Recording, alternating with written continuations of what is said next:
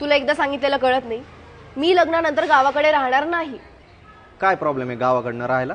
गावाकडे इथल्यासारखं लॅविश घर नसेल. अगं पण शेणानं सारवलेलं, अंगणात फुलांचा सडा, दारातली रांगोळी, याच्यासमोर काय करते तुझ्या लॅविश घराला? गावाकडे एसी पण नसेल.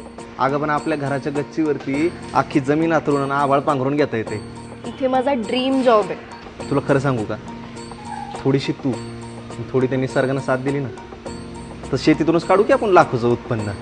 तुला माहितीये ना मला म्युझिक किती आवडतं. इथे वेगवेगळे कॉन्सर्ट होत राहतात सारखे. अगं तू आमच्या भजनाचा आणि कीर्तनाचा आवाज ऐकशील ना, तर तुझ्या कॉन्सर्टवाले पाणी भरायला येतील. हा, हे सगळं ठीक आहे, पण गावाकडे साधा ट्रॅव्हलिंगचा पण प्रॉब्लेम होतो. इथून तिथे जाताना गाडी नसते.